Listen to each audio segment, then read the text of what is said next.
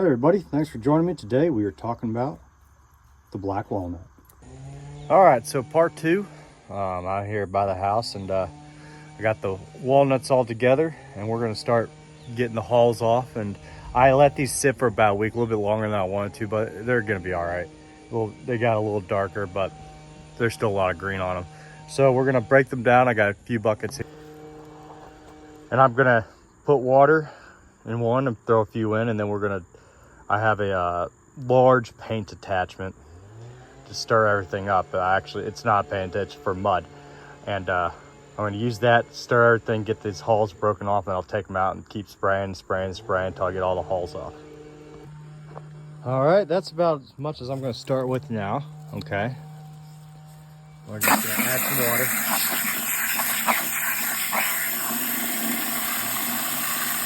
Just get them covered.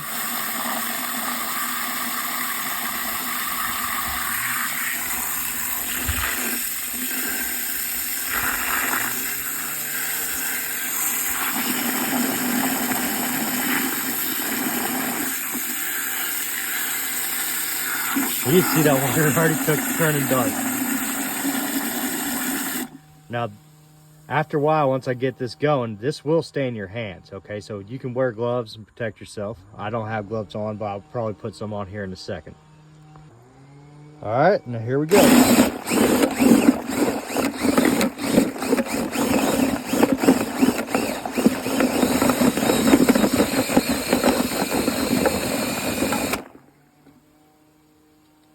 Oh yeah.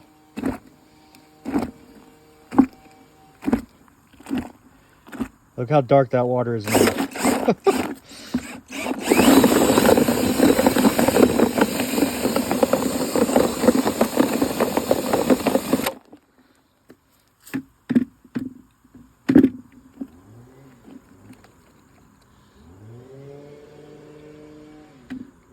You can actually dye with this. Like, people dye traps and everything like that, dye clothing.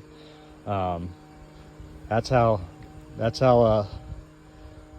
much staining power, dyeing power that black walnuts have. All right, you see I got them all off the I don't even know what to call it, the mash. I'll call it the mash, why not? Got all my walnuts out here. Okay, I'm gonna keep rinsing them off, get them cleaner and cleaner, and then we'll put them in these crates over here. And you can see after round two here, I'm getting more and more off. You can actually see the actual shell of the nut strip here. See that? We just keep doing that, keep doing that, keep doing that until we get what we want. Just pour water in here and just take that drill with that attachment, stir it around. That's it. Now this is about as clean as I'm gonna get them. I know some people that take actual brushes and really get in there and clean it all up, but truth be told, the leftover hull really doesn't bother it that much. But yeah, I'm gonna put these in this crate over here and just keep on doing that until I get them all through. I just have an old box crate. That's it. That's all I'm gonna do. I'll get some of this stuff out of here. I'll just line them all out and then put them underneath the fan and let it dry. Wipe that down. Should have picked them hand by hand, but it's one thing when I got one hand trying to show everybody how I do this. But there we go.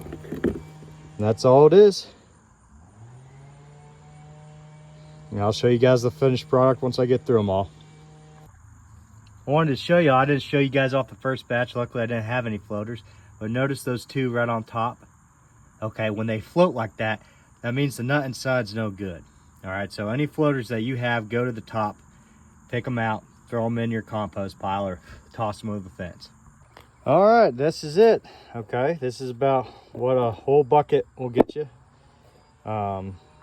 Again, I'm not trying to process a lot of these. I'm just making enough for, honestly, for Christmas. We're doing pears and walnuts for one of our desserts. So I'm going to take a hard brush. I got a little bit correct on that nut there. I'm gonna actually take a hard brush and get some of the stuff that actually stuck on a little bit more, just to get them a little bit cleaner. I started over here on these ones, and that's a lot cleaner. They'll store better. So all right, yeah. This afternoon when the sun goes down, I'll be on the porch brushing these off, and once they're all dry, I got fruit, like those mesh sacks that you see at the store. I'm gonna store them hang them in my cellar, and then we're good to go. Well, thank y'all for tuning in, and if you like the video, please like and share and subscribe. And this is part of living in the mountains, using what's around you, and it's a real big part of Appalachian culture. And I like to thank y'all for tuning in. Have a good one. Bye. Well, there we are. So I scrubbed them a little bit, got majority off of the hulls off, and yeah, so I'm gonna turn these throughout the day, get them dry, and then I'm gonna throw them underneath the corn crib where the fan's blowing. That'll help them dry, and I'll keep them there for a few days, and then I have those sacks like I told you about. I'm gonna just load them up and hang them in the basement, and they'll keep for a good while. And there we are, all our black walnuts.